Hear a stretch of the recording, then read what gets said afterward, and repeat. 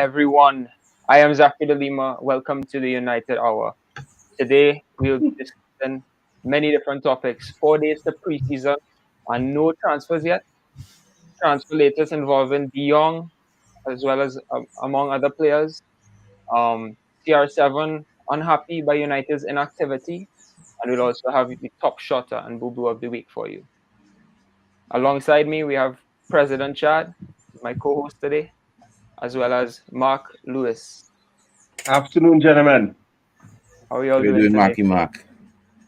Now skating and now skating. Welcome, welcome. So, Oh, we have 4 days to preseason and no transfers yet. How do you all feel about that? Total madness. Total madness. Total madness. I am very relaxed Yeah. from the standpoint that it have a long time before the window closes. You know, so I am relaxed. But the truth be told, what irritates me more than anything else is fans' reaction, seeing reaction online. You know, it kind of, sometimes people could make you anxious. You normal. I don't know, you normal in a space, and people coming and they, boy, and because they're railing up around you, you start to feel like you tempted to get hyper as well. Yeah. But so I feel that's it. I am myself calm. I do understand that the manager said he wanted all his players in time for preseason. As you say, preseason is 4 days away, and we haven't even signed a new ball boy. So I could understand being a little concerned about that, but I trying to stay away from the hype. Of course. Trying to stay away from the hype. Good afternoon to Brian, Jeffrey, and Martin. Philip, good afternoon to everybody in the comments already. So, Mark, how you feeling about, 4 days ago, 4 days? 4 days are nothing yet. We're gonna do, right? It's just I just like I staying calm and watching. I not getting excited. I'm watching all the hype, all supporters, you know, carrying on and getting angry, and you're getting angry for no reason at all. I understand why people getting angry, but you getting angry and nothing still ain't happening. So just relax and wait until it happens. Well, Wherever you it see, happen will happen. President Chad, I understand people's frustration. as you say that Yeah. that fans get frustrated and angry with the lack of transfer activity coming so close to the preseason. Yeah, that will frustrate anybody. Mark, I have a question for you. Do you think that how would fans feel if they pressured the board into making transfers and then they make a transfer that flops, for example, like Falcao or Di Maria? Wouldn't the fans be even angrier if that happened? Exactly. So That is why I just calm, because I was once like that. Why we ain't signing nobody? We ain't signing this one. Hey, all right, we signed Falcao. Hey, we sign Alexis Sanchez. Right, nice. Boom, Alexis Sanchez come and flop. When we sign he for, boy, I think that man is the worst signing ever. Boy. I was like that. So I get to understand whenever we sign somebody, probably this happening for a good, because they're taking the time, but are still skeptical we might end up panic buying. Yeah, That's the problem, because Jeffrey was kind of leaning to that. He said it don't make sense while we waiting on one particular transfer to do the others. And a lot of reporters are coming out saying that other deals hinge on the De Jong deal. Now, United haven't said that. And the people who are in the know with United, the David Ornsteins of the world, they haven't said that. But a lot of people from other countries, a lot of Dutch outlets journalists are saying that kind of thing. Well, after De Jong, then United will focus on these other deals. Yeah. If you're hearing that and you believe that, then you'll be stressed. because it's like, well, why we need to wait on X before we could do Y? We can't walk and chew gum at the same time. Yeah, But that's I say. I don't necessarily believe that that's true. Would you say that United are waiting to let Erik ten Hag assess his players before making any transfers, or would you say United are just trying to not repeat history of poor incomings, or would you say it's a mixture of the two? I would say by the time Ten Hag got the job, he would have been assessing players, right? Yeah. And I believe that I feel players we kind of getting snob in a kind of way, and other clubs playing us for fools then, because if I is Manchester United and I want President Chad as one of my transfers, but President Chad playing for your club, you go in and chat, boy, Manchester United was President Chad, right, let me jack up the price. And boom, some next club Comes in. come Yeah. and say, our President Chad, we offering you 50 million. All right, yeah, I will sell you. But I come, our President charge 100 million because I is Manchester United. And I feel that is what happening. It Clubs seems jacking up the price and trying to bully us into buying. You It seems- understand? Because we have a history of overpaying. Exactly. Edward And Ward. I'll now get into that. That Edward Ward and them caused that. So clubs would always try that. And Yeah. but I think, to answer your question, Zach, I think the manager has given a very short list. A very, very short list to my judge. Say, yeah, what? I want Frankie de Jong.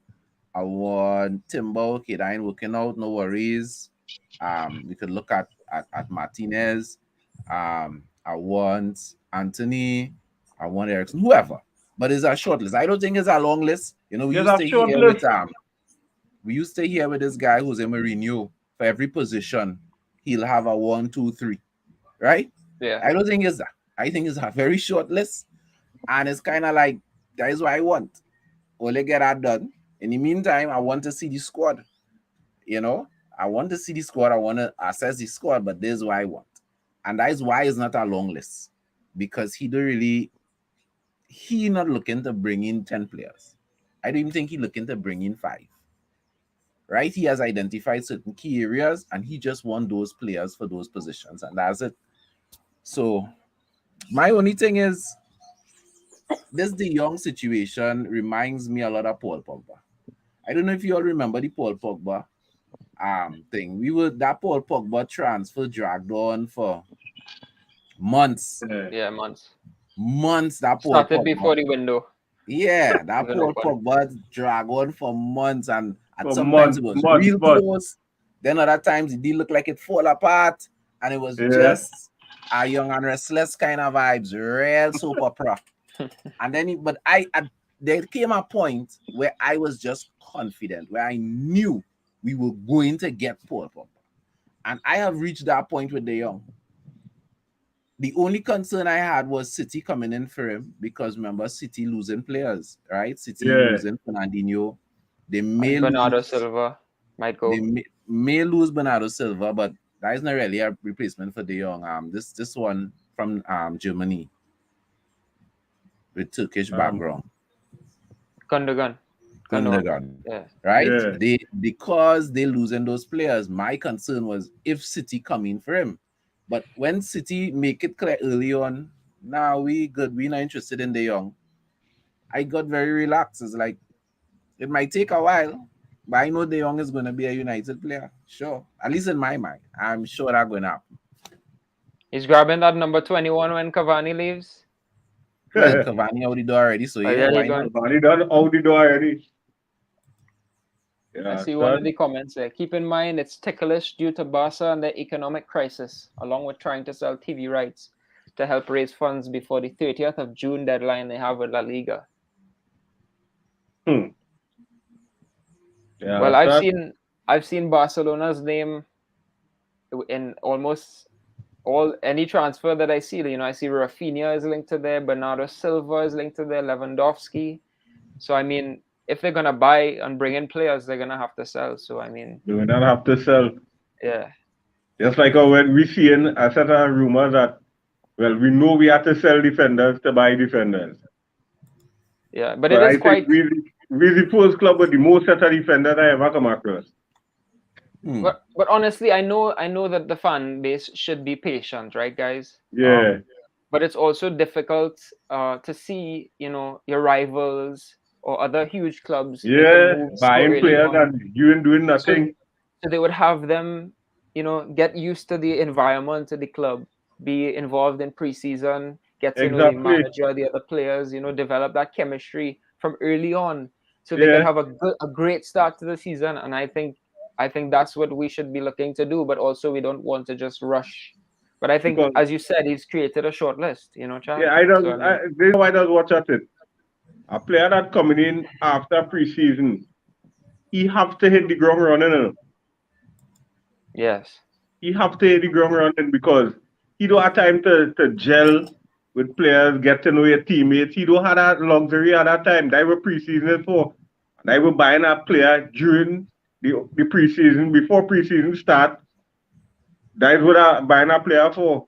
So he could mesh with the team, understand the teammates and them, understand what the coach want, how we want to play, this kind of thing. But when you come in after preseason and season going on, and you now come in, you have to yeah, hit the ground running.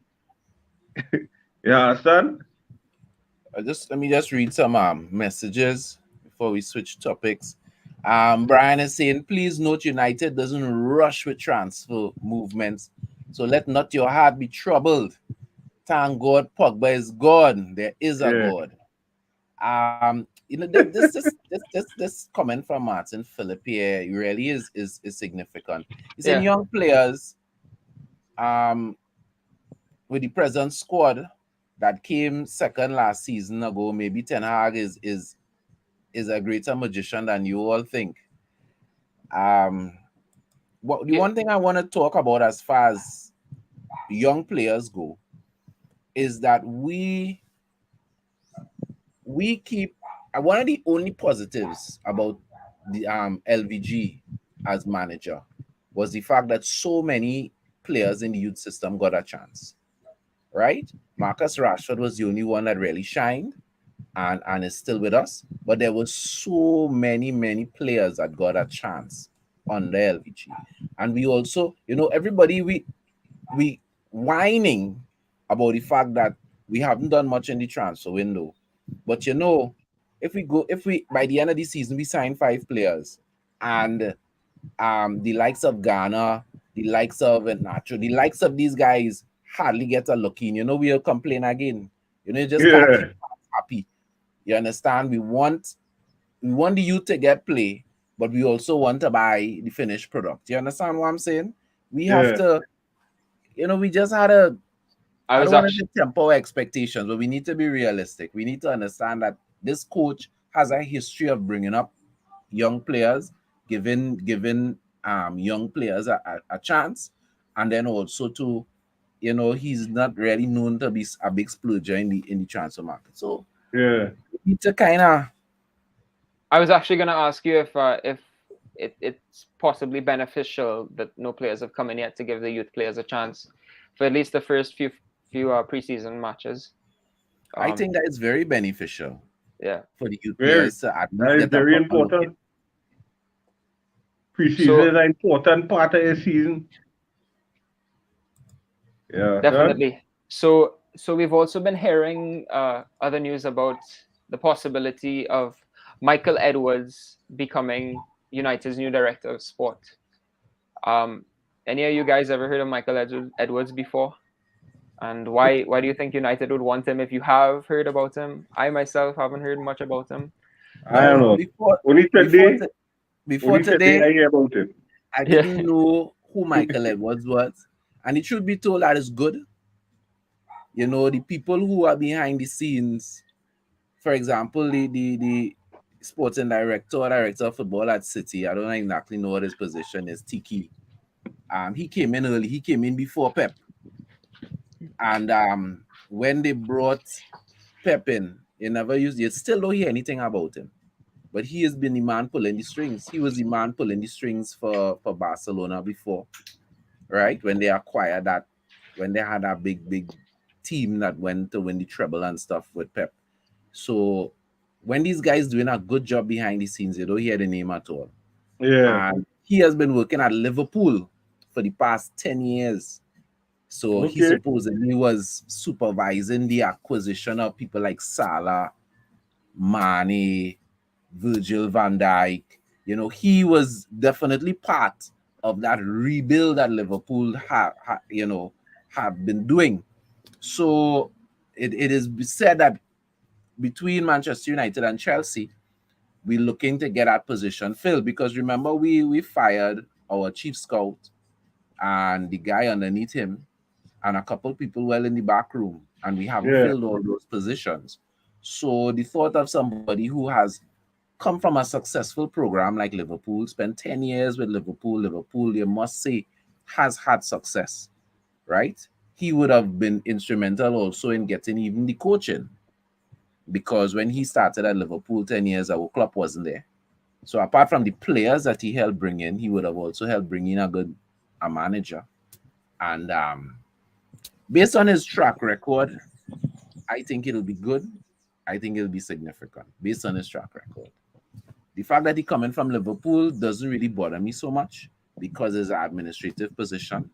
I think I have more issues with players coming and managers from Liverpool and managers than backroom staff kind of people. Like if he was a medical person, I wouldn't have an issue.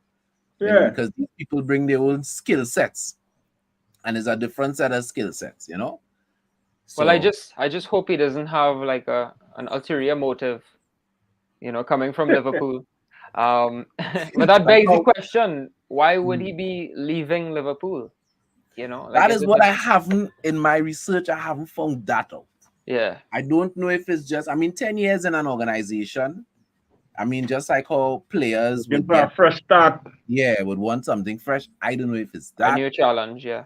I don't know if Liverpool fed up with him and they ready to bust it. I don't know why he's leaving Liverpool. But because there's a vacancy that we need to fill, and it's not somebody we trying a wrong peg, we forcing into a square hole, that don't bother me too much. Okay. Well, I'll leave in the floor for you there, Mark. You have anything else to say about Michael Edwards? Well, I know much about him, but I hope he's a true professional. And when he comes, he goes about his job professionally. And as you say, he had no ulterior motive, which I doubt he would have anyhow. The reason for leaving Liverpool, as you say, we don't know. But there's a lot of things that be going on in the background that we really doesn't know about in these clubs and them. So let's hope it works out. Just to add to that story, we've also been linked to Brentford's director of recruitment, a guy called Lee Dykes. And we've also been linked to Middlesbrough head of football, a fellow called Kieran Scott. So we are looking at these three guys. You have Lee Dykes, Kieran Scott, and Michael Edwards. Obviously, Michael Edwards getting the most news because he coming from the most successful program. But for people who don't know about Brentford, I actually wouldn't mind Lee Dykes either. And I will tell you why. Because Brentford has been very successful in buying players cheap, getting good performances from them, selling them and making a profit, and still the team not dropping off. You know that old Ajax model? I say old Ajax model because it's only recently Ten Hag brought back that Ajax model. Before Ten Hag, Ajax wasn't winning every season. Nothing. Right? People need to remember that. Ajax wasn't peak when Ten Hag got there. But the old Ajax model, the Edgar Davids, the Ronaldo, the original Brazilian Ronaldo, there's so many other players Zlatan Ibrahimovic. Right, Zlatan. Yeah. Right? Ajax was just this continuous conveyor belt of talent, right? And to me, Brentford is the Premier League's version of that. Brentford has moved up 3 leagues in 5 seasons into the Premier League and still turning out a profit because they keep buying players cheap, developing them and selling them on for bigger money. You know what I mean? Ollie Watkins, this fellow who plays for Brighton, the striker for Brighton, Neil Mopey, right? These are guys that came from Brentford, and there are others. From Brentford. Saeed Ben Rama as well. Yeah. Ben Rama also came from Brentford, so they have that ability. So I wouldn't mind Lee Dykes from Brentford simply because, and I consider that successful, right? Gaining promotion, still getting performances on the pitch, but being able to identify cheap young talent. I consider that is the ideal recommendation. That is the ideal job spec for somebody who we want in that position. Because for him to be doing that, Michael Edwards, go ahead. For him to be doing that on the club level, not dropping, you have to be doing something right. Exactly. Yeah. So Michael Edwards is, the big name because he's coming from Liverpool. I like the names that we hearing generally. The people we looking at as a club, the Lee Dykes and even the Kieran Scott. So hopefully something else would happen. I mean, it'll be a crying shame if for example, Chelsea were to get Michael Edwards and we would end up with Lee Dykes because most of the fan base don't know Lee Dykes, yeah. All these guys. It could be a whole lot. It could be a total uproar. We ain't got this one. We ain't got our look. We miss out on Michael Edwards too, Yeah. Now, the fan base in such a state that if Man City buy a new pet, a new dog, or come out with a new mascot, them gonna complain about that. Look, them get a new mascot and wham to we can't get no Freddie Red Owl. Freddie Red Owl. Take time for you to go. This time poor Fred didn't do nothing. I mean, don't get me wrong, I would understand because a lot of people, Brentford now come up. This Brentford first time in the Premier League. I don't think a lot of people would be paying attention to Brentford. They may not have researched Brentford the way I have researched Brentford, right? Because, and the only reason I researched Brentford was because of what I just said, the way Brentford does business. That is what made me research Brentford, because I was like, wow, these guys have been able to gain promotion so regularly with a high turnover of players. That's not normal. And also reach to a good place in the Premier League. They came up with Watford and Norwich, right? So I mean, and Watford and Norwich have gone down.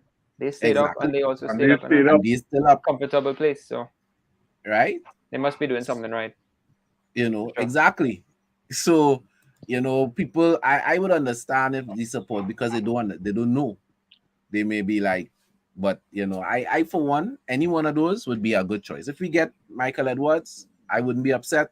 If we get Lee Dykes, I would also not be upset. I am a fan of what Brentford does off the field. But then you also have to take into account what the sporting director has done with the manager and other staff.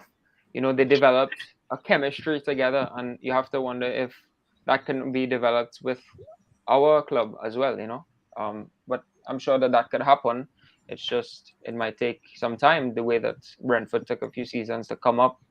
That gelling to create that chemistry might take a while as well, and it's hard for United fans to be patient, but we really have to try and just let it happen, otherwise I don't think we'll ever. And I think that's something what you're saying there, Zach, is so important, because we behaving like if it's still Edward Ward and Matt Judge here. Yeah. There's a lot of changes that has happened behind the scenes. Yeah. So we should expect things to be a little slower. Matt Judge never do this before, Nope. Not Matt Judge, sorry, Mutter. John Mutter, yeah. Mutter never do this before. Mutter never call nobody and negotiate, and he was there as a director of football. The name Ed Woodward was the man doing all of Even that. all the calling. Yeah, so A banker was doing a man who knows football his job. Exactly. yeah, so we need to kind of Come like a mason putting down tiles. Nice. This Ed So Woodward man. so we also have we also want to discuss transfer news, including none other than the man himself. Frankie De Jong. Frankie Frankie de the Jong. Old. I mean, it feels sometimes like it just rehashing recycled news where Frankie is concerned, because a little has transpired. But Barcelona has made it clear that they don't want less than what they paid for Frankie. And they're sticking to that. Under normal circumstances, I would say, all right, yeah, well, Ole could hold on to the player. Ole need money more than we need him. But if Ten Hag has identified him as his main target, then the club must go through the saga. You know, you can't lure a manager, tell him you're going to back him, and then you don't get his main target because Yeah. the As other a new people manager coming in, you had to give me what I want to know. So I know some people may be upset as supporters. Is like, well, why are we fighting on this Frankie thing? It had other CDMs or it had other deep line midfielders, playmaker kind of players out there. That's true. There are plenty others. But That's if what the that is man what want. manager wants.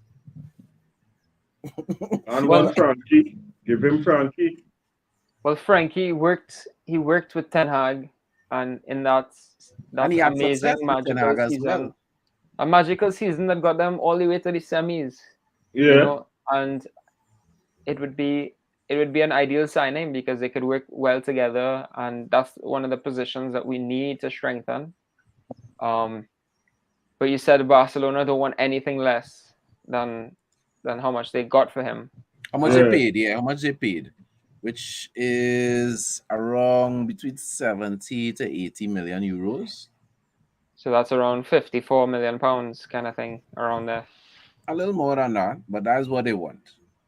Guys, they're not taking anything, and they don't just want that and say, okay, 60 and 20 in add-ons. No, they want that straight, and they don't want it in installments either. They want it straight, and they want all now. Straight cash they So want. that's Do you- also part of it, you know, because if I'm not mistaken, who did we buy? It was not mad. If I'm not mistaken, we still paying for Sancho, you know. Sancho was, I think, on 3 or 4 years installments. So even though the total figure was 70 something million, we Yeah. didn't pay Dortmund all that money up in front, parts. right? We paid them a large amount of it. But you know, so and that normally happens. Chelsea also, when they bought Lukaku, they didn't pay all the money up. So Installment. I'm really fascinated to know if any money is really changing hands now that Lukaku going back to Inter on loan. They're probably just reducing the payment. Yeah.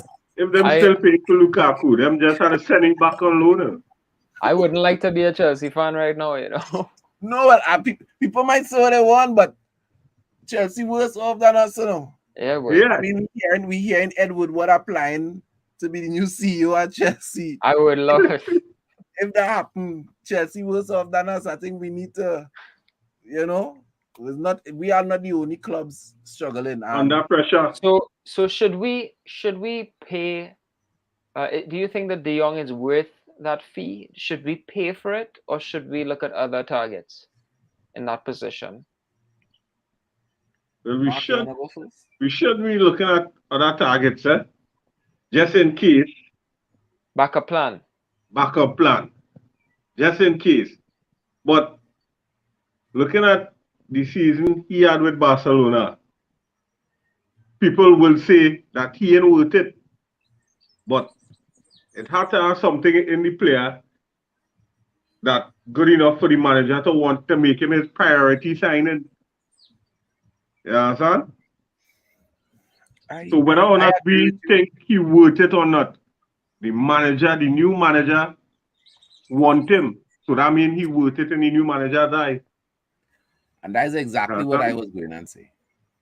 Because do I think Frankie is worth the money Barca paid for him? No, Barca was overpaying for everybody. Look at Coutinho, look at Osambele, look at you Yeah. watch the list. There's a long list of players that Barca was overpaying for. So Ajax make a nice little mint, but because the manager want him, you gotta pay. Yeah, that's a pay. Yeah. So do I So think he worth the money? No, but no, but the manager wants him, so you gotta pay. that the manager Um, priority signing. Martin That the Phillip with the manager comments want is before anybody else. Martin Phillip with the comments is asking, is the club getting rid of Henderson? From everything that we are hearing so far, the answer to that is yes. It's not a loan deal. It's selling. Yes. No, it's a loan deal. And the reason why I would say yes is not just because you're hearing about prospective loan to Nottingham Forest. It is also because you're hearing that we are interested in Bachman, and we're looking at other goalkeepers. We're looking to bring in a backup goalkeeper. You don't look to bring in a backup goalkeeper if you don't intend to get rid of your backup goalkeeper. So clearly, Henderson looked like he's on the way out.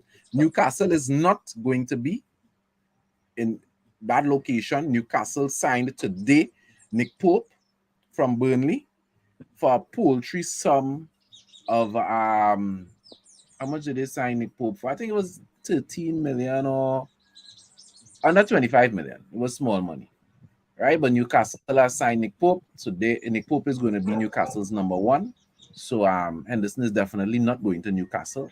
It looks like it's going to be Nottingham Forest. Nottingham Forest, yeah. What do you think about that, Mark? You think that Henderson should head out, or you think Yeah, he needs some playing If you time? want to get playing time, you could head out. Because I always say it makes no sense we having two number one goalkeepers.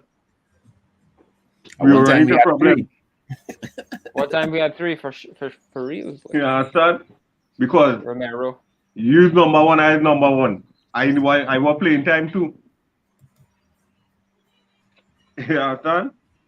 So if he know he's gonna get playing time elsewhere, might as well. Do you think that that in the future though he could possibly be the number one in replacing David De Gea, or do you think Yeah, I don't see why not. he has I don't shown see why not. his abilities? Yeah. This season for For the David game, De to me, Gea, the game he played for United. He really did no wrong, you know. It's just that David De Gea is number one. You And understand? he's shown it as well, yeah. Yeah. this season is critical for David De Gea. Yeah. For the simple reason that I am not sure that Ten Hag is going to be pleased. I think Ten Hag has identified that in the short term, we're not making our goalkeeper a priority. Yeah. But if David De Gea doesn't improve his distribution, if he doesn't improve his footwork, and I don't mean footwork saving, David De Gea is one of the best foot savers in the world. But in terms of moving to the ball, because Ten Hag wouldn't be a man I like to play a high line, so you can't be saying no on your line. You had to come up as well. So if David doesn't improve those aspects of his game, I really don't see him being here more than this season. If he does improve those aspects of his game and adds that to his shot stopping, well then by all means, he could be here for a good long time. He could be here for a long time. So a very long time. He is one of the people that are going to be under the microscope for Ten Hag. I believe. I really believe so. So Dean Henderson just might he might have a chance, which is why the club, I believe, don't want to sell Dean Henderson. But at the same time, they don't want him to get rusty, you know what I mean? Yes, because if he gets that loan move, he can show what he can do. Starting for a Premier League team, which he has done in the past with Sheffield United. I mean, let's be real. When he was at Sheffield finishing the top 10 in the first season up, Yeah. And then he left, and in the second season, when he wasn't there, they get relegated. So with Arsenal's number one. With Arsenal's number one, correct? So, who knows if he could do the same for Nottingham Forest. That's money well spent on their part. To have a goalkeeper that keep you up after getting promotion, that's a big deal. I think that would be the perfect location for him on loan. Yeah. So we could still keep an eye on him, in Prem games. President Chad, what about other transfer news? Well, let's start off with Anthony. There's some movement where that is concerned. Before let's start off with Ajax, because almost all of the players we are linked to right now, except for one called Manasia, who's from Feyenoord. Everybody else is from Ajax, right? He's a right back. Yes. Yeah. He's a left back. Sorry, he's a wing back. A left wing back. Okay. Yeah. Well, okay. We'll talk about him first. That it is said that Ten Hag doesn't seem to be a big fan of Tellez, and that I'm not surprised. Luke Shaw's inconsistency as well. Yeah. So that is a left wing back that we're looking at. He is not going to be that expensive.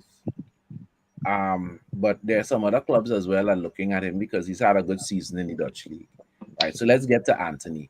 There's positive movement where Anthony is concerned, in the sense that Anthony's agent, Anthony's people have communicated to Ajax and said, "Here, what's going on? If a reasonable transfer comes in, we would like to move." Yeah. Right? And they're saying if a reasonable transfer comes in, but really and truly what they mean is if Manchester United come in, we would like to move. Right?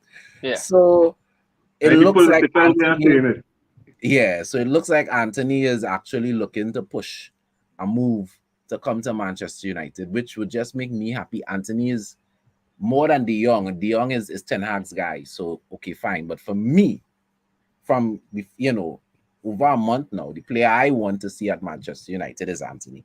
So I'll be really happy if that transfer comes off. The only challenge with the Ajax players is that Ajax have sold 3 players already, and they have earned their money, so to speak. Every team would have budgets, and they would have sold 3 players already, and they already have enough money. So if they sell any more, you're going to have to pay a premium for them. So even though it's Ajax players, even though it's Ten Hag won them, even though he would have worked with them, United not going to be getting any deals from Ajax. We got a deal for Donny van der Beek. But what about going to be getting no deals? We have for them players now. Even though we have a strong relationship with them, I mean, Edwin van der Sar was a player at United. We had to understand the club's position. The club already lost 3 starters. That's true. Anybody else who they lose are going to be starters. So you have a new manager. You don't want the new manager coming in and dealing with dregs. So it come like if you want the player, you're going to have to pay for them. We don't need to sell. They're not in a situation like Barcelona. Yeah. They already sold 3 players. They're bang good. Yeah, right? them don't need the money. We don't need it. So if you're coming for a player, you had to make it worth a while. If it's not worth a while, we're not selling. So I mean, right now the price we were quoted for Jurriën Timber about 3 weeks ago is almost double now. If we go back, if we seriously going in for Timber now, we're going to have to do double. We had to pay more than they were asking. Like 45 million pounds or something like that. Double on that too. So, right? Ajax is giving me Southampton vibes, As Kevin Cave is saying here, Ajax also, they don't want to break up our winning squad. So you're going to have to pay. Yeah. Exactly. But Anthony seems likely. Okay. the reason why we hearing a lot of news concerning Lisandro Martinez is because he seems to be willing to move as well, right? Well, obviously he not playing on the Dutch team, so he don't have Louis van Gaal to deal with. But he seems to be willing to move as well. If it is true that we're looking to jettison, throw overboard the likes of Tuan Sibi, Jones, and Bailly, if we actually getting rid of 3 centre backs in this window, the man who name I want to hear in that are not hearing it, but carry on. we're going to have to buy a centre back. Yeah. So we're going to have to. Now, I don't think if United asks Tuan Sibi to stay a season that he wouldn't. I don't think we have to sell those 3 players. I think those 3 players have decided they want to go. So I don't know how that's going to work out. But obviously, Ten Hag's priority is still Eriksen. Eriksen has options in front of him. We got some good news this week. Spurs pull out their interest. So from what is being reported, it's just United and Brentford. And I know a lot of people think, well, if it's United and Brentford, he had to choose United. You got to remember when this guy was recovering and trying to get back into football, Brentford gave him a chance. Brentford, I'm not going to say that Brentford was the only team give him a chance. I think our advantage is the pull that United has, as well as it's a new challenge. Europa, yeah. New challenge as well, and also he worked with Ten Hag when he was at Ajax. Play at the best. When he was at Ajax, when he was coming back, he was training with Erik Ten Hag as well. So yeah. So that's really it, I think that's everybody. It have a couple other people on the fringes. As I said, we linked to this goalkeeper, Buckman. He is a backup keeper for who, boy? Watford, right? He's Watford backup keeper. We've been coming to be a backup too. Well, exactly, right? So we buying a backup to make him a backup. So that really wouldn't be a big deal if that goes through. But in terms of the people, at least he know what he coming as. Yeah, in terms of the people in the forefront is De Jong, Anthony, and Eriksen. Those are the people in the forefront. As a centre back seems to be a little lower down the pecking order. Not saying we wouldn't get one, but that will seem to be our priority. The priority seems to be the midfield. If I'm not mistaken, though, Lisandro Martinez can play CDM and centre back. Yes. Yeah. That would be ideal, I think. Yeah, I agree. But we will see. Just on a side note, Juventus have put in a bid for Koulibaly. Wow. For all of us who would be aware of Koulibaly is not a spring chicken. So I don't think Juventus buying Koulibaly if they get him to be on the bench. No. And with Dep't unwilling to sign an extension, it wouldn't surprise me if not necessarily this window, but next window. Dep't is a Manchester player. If we very heavily linked for a move for Dep't. So Dep't. just keep an eye on that. As you say that, I actually heard some reports of Chelsea being interested in him this summer. Well, Chelsea need a centre back. After losing Rudiger, I don't know. I don't know if Juventus be ready to sell him as yet. They've been offering him a new contract, but the fact that they're going for Koulibaly, I don't really see Dep't necessarily getting more playing time than he got last season. That's true. So you're buying a player like Koulibaly, you ain't buying him to sit on no bench, Especially at his age, he's exactly. that has at to his play. age, I ain't coming to sit on at no bench. I think Dep't is only 24. Yeah, somewhere around there. Still hasn't reached his prime yet. Now, according to reports, CR7 is unhappy with United's inactivity. I don't blame him.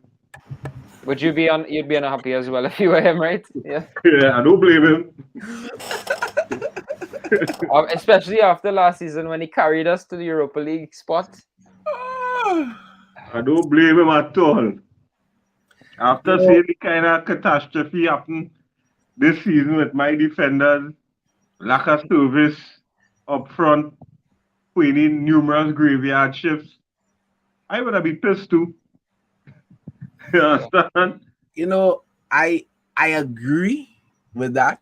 That I could understand CR7 thinking at this stage of my career, I want to at least be challenging, Yeah. right? So you want your club to be showing ambition.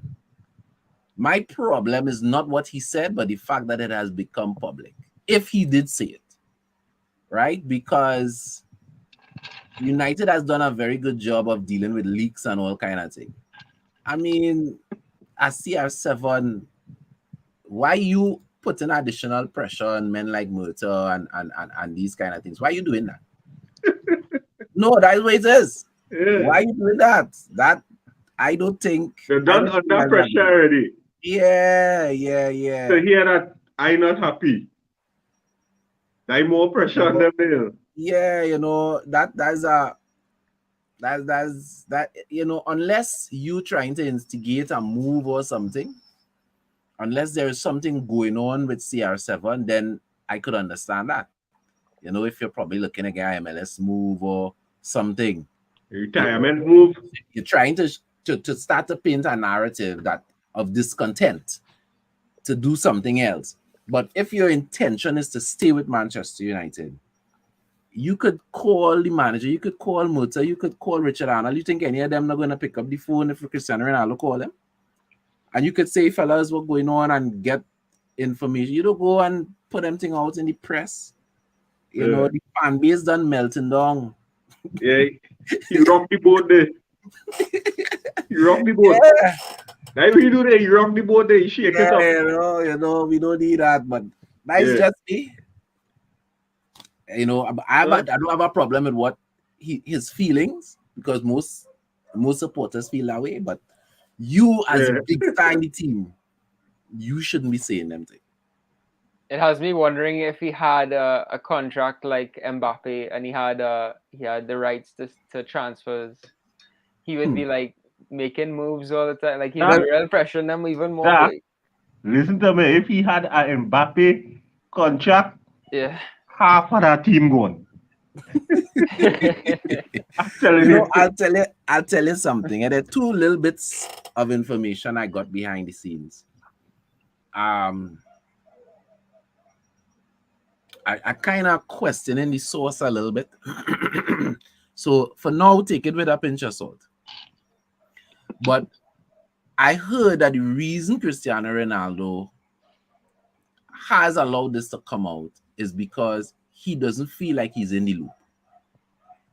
He doesn't feel like, so he has been talking to the manager. He has been calling the guys that I say he could call. And he feels like, like he not really being consulted as to what is going on. And Yeah. Cristiano, I don't know, but as Not Cristiano really has know. gotten older, it seems to me he wants to be more controlling. I remember, as I keep saying, Cristiano is all about his legacy at this stage of his career. It come like look at LeBron James in the NBA. Yeah. He always tinkering. He always want to have an influence in who is the next coach, what trade Los Angeles Yeah. doing, where he go. You know what I LeBron mean? will say who to buy and who not to buy him. And CR7 seems to me to be at that stage of his career where he feels, I He should be still more have it involved.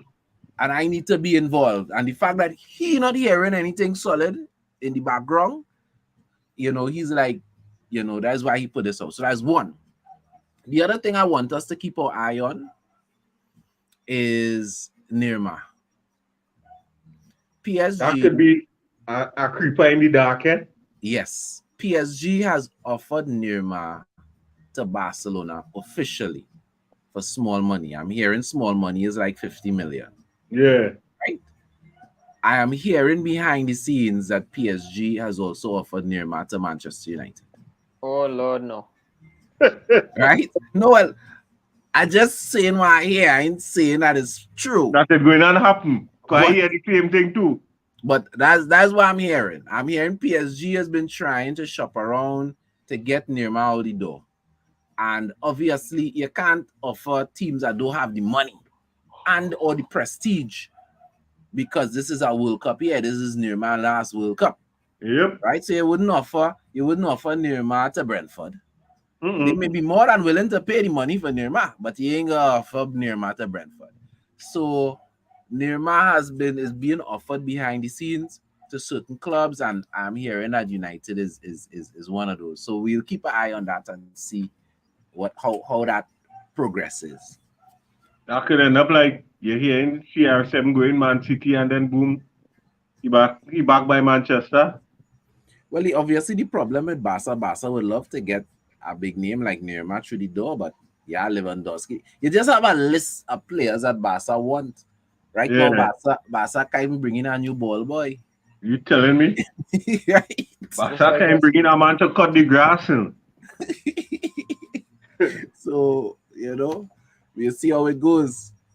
How would you feel if we went for Neymar and completely dropped the idea Mark, of you're a Anthony? Brazilian. Yeah. So how you answer? How you would feel if Neymar come to United? Honestly, if that happened, I wouldn't feel good. Because I don't feel Neymar up to the speed and the toughness of the Premier League. As much as I like Neymar, Brazil, he does roll around the pitch too much. And I not buying a man or bringing a player to watch him roll around the pitch. I feel if he come, he'll flop. That's just my take. As much as I like him as a player, I feel he'll flop. So I wouldn't be happy if we bring him. I think there are better options out there. Yeah. Younger. Yeah. Because and as you say, he's not really bringing Neymar, yeah. come like you're buying an ex-Progba, an ex-Prima Donna. Yeah. Yeah. We don't need another one in our team. We don't need another one of that right now. No. We don't need that. You understand? I don't know what's going on with my camera. My camera seems to be giving me some challenges. Well, once But we I'm can here. still hear you. You all hearing me? Yeah, we hear you. I say Karan go on.